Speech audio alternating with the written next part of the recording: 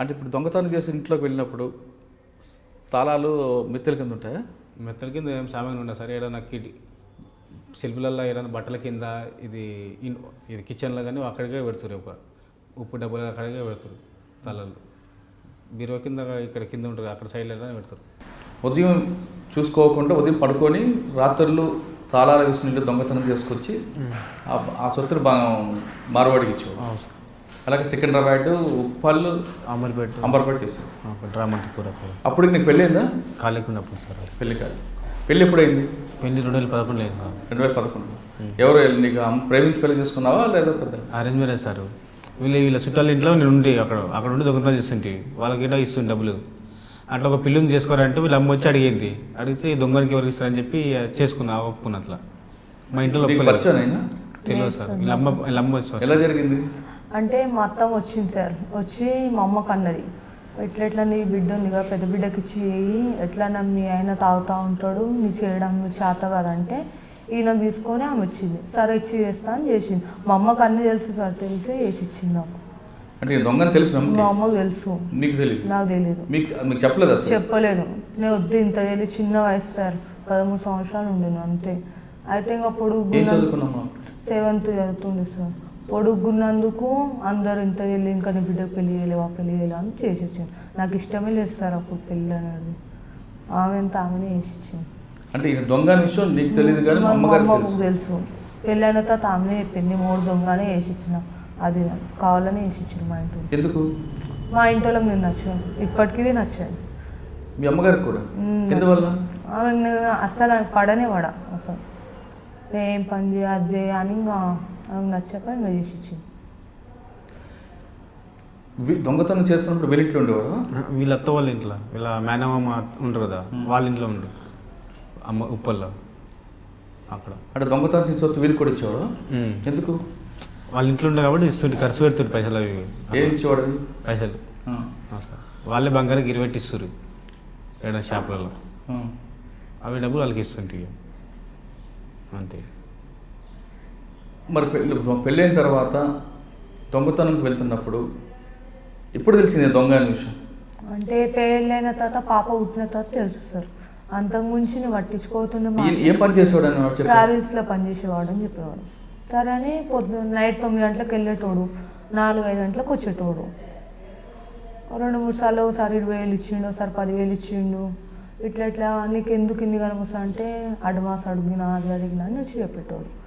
అట్లా ఇంకా నేను సైలెంట్ అయిపోయేదాన్ని, ఏమనుకుంటుంది. తర్వాత పాప పుట్టిన తర్వాత మమ్మీ అనేది, నీ 3 దొంగతనాలు చేస్తాడు, నీ అత్త కొంచుకున్నది ఏవేవో అంటుండే. నన్ను తెలిసి నువ్వు ఎందుకు ఇచ్చినావు అంటే, ఇస్తే ఏమైనా నువ్వు మీ అయ్యేమని పని చేసి చేస్తాడా, అది చేస్తాడా, చేసిస్తాడా అని అన్నాడు. సైలెంట్ ఉంటుంది. అంటే రాత్రులు వెళ్ళి ఉదయం ట్రావెల్స్ పని మీద వెళ్ళి వచ్చేవాడు. అంటే బంగారం తెచ్చేవాడా డబ్బులుగా? డబ్బులే తెచ్చేవాడు సార్. నేనైతే 1 year దాకా డబ్బులే తెచ్చాడు. వారానికి 5,000 ఇట్లా, నెలకు 10,000, అప్పుడప్పుడు 20,000 ఇట్లా తెచ్చేవాడు. బంగారం తెచ్చి నాకు చెప్పేటోడు కాదు, అవే గిరిపెట్టి నాకు ఇచ్చేటోడు. మరి దొంగతనం చేస్తూ కాకుండా దొంగగా అక్కడ తెలియకుండా ట్రావెల్స్ అడ్వాన్స్ తీసుకొచ్చి ఇచ్చేవారు కాబట్టి నీకు పెద్ద అనుమానం రాలేదు. మరి ఈ దొంగ అనే విషయం ఎప్పుడు తెలిసింది? పాప పుట్టిన తర్వాత హాస్పిటల్ ఉండే సార్ నేను, ప్రైవేట్లో వికారాబాద్లో. అయితే ఇంకా డబ్బులు కట్టాలి అంటే అప్పుడు కొన్ని విషయాలలో తెలిసింది. ఇంట్లో బంగారు చిట్టీలు దొరికినాయి, ఇవన్నీ ఇంతగానో బంగారు చిట్టీలు నీ దగ్గర ఎక్కడే అంటే చెప్పేవాడు కాదు. మా అయ్య కాదు, ఇట్లా వేరే వాళ్ళే ఇట్లా ఇచ్చిర్రు ఫ్రెండ్స్ అంటే సరేలే అంత పట్టించుకోబోతుండే. ఒకసారి ఇంకా కడుపుతున్న తర్వాత నేను మా అమ్మ దగ్గరికి వెళ్ళిన. మా అమ్మ అనేది, నీ 3 దొంగతనం చేసేటోడు అది. నేను అడిగితే నేను ఎందుకు చేస్తాను, నాకేం అవసరం అని నేను అన్నట్టు. ఇంకా నాతో అన్నీ దాపెట్టోళ్ళు, ఏం చెప్పబోతుండే సరంగా. తర్వాత ఒకసారి నా బండి కొనుక్కున్నాడు. బండి కొన్న తర్వాత బండి ఆర్ట్స్ ఇంటికి వస్తుంది కదా సార్, అట్లా ఆర్ట్స్ గురించి ఫోన్ చేసిర్రు పోలీసు వాళ్ళు. ఫోన్ చేస్తే నాకు తీసుకొని వెళ్ళారు, చిక్కడపల్లి పిఎస్లో వెళ్ళాడు. నా ఫోన్కి ఫోన్ వచ్చింది, బండి ఆర్ట్స్ వచ్చింది అమ్మ, ఇట్లా బాద్రపుర జూ పార్క్ ఆడ అని అంటే సరేలే అని నేను ఏం చేసాను. అప్పటికి నేను కడుపుతోనున్న తర్వాత డెలివరీకి ఇంకా టైం ఉంది అనగానే ఈయన వెళ్ళిన తర్వాత ఏమైనా సీన్ ఎందుకు పోయినావు అంటే, ఏం లేదు నేను దొంగతనాలు చేసిన అందుకోసం నాకు తీసుకోపోయినా అని అన్నాడు. అన్న తర్వాత ఏం దొంగ చిక్కడపల్లి పిఎస్ ఫస్ట్ పిఎస్ అదే సార్. చిక్కడపల్లి పిఎస్కి వెళ్తే ఏమైంది సార్ అంటే మీ ఆయన దొంగతనాలు చేసేటోడు నీకు తెలియదా అది మాకు తెలియదు సార్. అప్పటికి నీకు తెలియదా అది లేదా ఇది లేదా అని మాకు తిట్టేటోళ్ళు సార్. అది డబ్బులు తిడుతుండే పోలీసు వాళ్ళు. మీరు తెలియలేదా దొంగ సొమ్ము మీరు ఎట్లా పెడతారు అవి కానీ వీళ్ళు తప్పు చేస్తే మాకు లంచ్ తెచ్చిన వాళ్ళని మాకు అడ్డవులో తిట్టేటోళ్ళు సార్. మాకు ఘోరంగా తిట్టేటోళ్ళు. వారం రోజులు పిఎస్లో కూర్చోబెట్టుకోరు సార్. మాకైతే కడుపుతూ ఉంటే నేను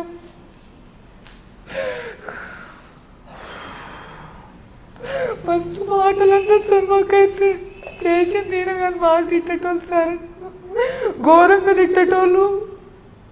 ఇల్లు వచ్చి ఇంట్లో మొత్తం దాచి అందరు ముంగట ఇజ్జత్ తీస్తుంటే సార్. పోలీసు వాళ్ళు వచ్చి కాలు మొక్కినా కాళ్ళతో దన్నారు సార్. ఇప్పటికీ గుర్తుకుంది మాకు. కడుతున్నప్పుడు కాళ్ళతో దన్నారు. కాళ్ళ మెట్టల కాడ నుంచి వదిలిపెట్టలేదు సార్. వారం రోజులు రాజన్న సీసెస్లు కూర్చోబెట్టుకోరు సార్. నాకు మా చిన్న పాపకు పెద్ద పాప ఉండే పుట్టి 2 years అవుతుంది. ఆమె నాకు 2 కూర్చోబెట్టుకుని ఈయనతో పుస్తల తాడు నుంచి అన్ని తీసుకో. అసలు ఈయన ఏమి వేయలేడు సార్. 2 పుస్తలు వేసి నాకు ఏమి మెట్టెలు పట్టి అన్నీ తీసుకోరు సార్. మస్తు బాధ పెట్టారు సార్. మాకైతే ఏ ఇంట్లో ఉండని ఇంటికాడికి నేను తీసుకొని వస్తే బేడి తీసుకొచ్చి బియ్యం కాడ నుంచి అన్ని రాషన్కి తీసుకుపోయాడు సార్. అసలు ఈయన ఏమి వేయబోతుండే ఎన్నిసార్లు చెప్పిన వేయబోతుండే సార్. ఇక్కడ పోలీస్ స్టేషన్లో మొదటిసారి వెళ్ళినప్పుడు వారిని కడుపుతూ ఉన్నప్పుడు వారం రోజులు పెట్టారని చెప్తున్నాను కదా. తర్వాత బయటికి వెళ్ళకి వచ్చాము. బయటకు నేనే బెయిల్ తీసిన సార్. బెయిల్ తీసి వద్దు చెయ్యకంటే పోలేడు సార్. పోకపోయినా మళ్ళీ ఇంటికాడికి వచ్చి నైట్లో 12-1 బెయిల్ మీద బయటకు వచ్చి మళ్ళీ దొంగతనం చేశారు. పోలేడు సార్. అప్పుడు నా దగ్గర ఉండే మమ్మీ వాళ్ళ ఇంటికి వెళ్ళినాం మేము. వెళ్తే మా అమ్మ నేను అందం కూర్చొని అన్నం తిని పండుకున్నాం సార్. గేట్లు దుంకొచ్చి నాకు తీసుకొని వెళ్ళి సార్. మళ్ళీ నల్లగుంటోళ్ళు మలకపేటోళ్ళు సార్. అంత ఐడియా లేదు. తీసుకోపోయి మళ్ళీ కొట్టి మళ్ళీ రిమాండ్ చేసారు సార్. అప్పటికి మళ్ళీ అప్పుడు ఏం చేయకపోయినా తీసుకోతుండేది సార్. మస్తు ఇబ్బంది పెట్టారు సార్ మాకైతే. చిక్కడపల్లి పోలీస్ స్టేషన్ బెయిల్ మీద బయటకు వచ్చిన తర్వాత మళ్ళీ దొంగతనం చేసావా చేయలేదు? చేయలేదు సార్. వారం దాకా చేయలేకుంటే. అప్పటికి ఎన్ని దొంగతనం చేస్తావు? అప్పటికి 2-3 చేసినట్టు. చేయకుంటే ఇంటికి వచ్చి బెయిల్ బయటకు వచ్చి కదా సార్. మా అంబర్పేటలో పట్టుకుపోయారు వచ్చి. చేయకుండా పట్టుకుపోయారు వచ్చి కదా సార్. పట్టుకపోయి మళ్ళీ పాత కేసులు ఉండే అవి నా మీద వేసి పంపించి లోపలికి వేసారు అంతే. మరి రికవరీ ఉండాలి కదా. లేదు వాళ్ళ దగ్గర బైక్లు ఉంటాయి కదా సార్. పాత అవి వేసి పంపించారు. అంటే నువ్వు తాళాలు పగలగొట్టిన కాకుండా 2 wheeler కూడా దొంగతనం చేస్తావు? నేను చేయలేదు. చేసేది ఒకటైతే 15 కేసులు వేసి పంపించారు. చిక్కడపల్లి పోలీస్ స్టేషన్లో మీ భార్య కడుపుతో ఉన్నప్పుడు పోలీసులు కడుపు తన్నేవారు. అప్పుడు చేసిన నీకు బాధ అనిపించలేదు అప్పుడు? నమ్మ కూడా చూడలేదు సార్. లోపల వేసాను నన్ను అక్కడ. ఈయన కలవనీయబోతుండే సార్. మాట్లాడనీయబోతుండే సార్. అది అట్లా చేసి రాజనగర్లో అట్లా చేసి సార్. మస్తు ఇబ్బంది పెట్టారు మాకైతే సీసీఎస్ వాళ్ళు. ఇప్పటికీ మేము షాప్ కాడ కూర్చుంటాం కదా సార్. పిల్లలకు తీసుకొని నైట్లో కూర్చుంటాం సార్. గంగారెడ్డి సార్ పెట్టించాడు మాకు.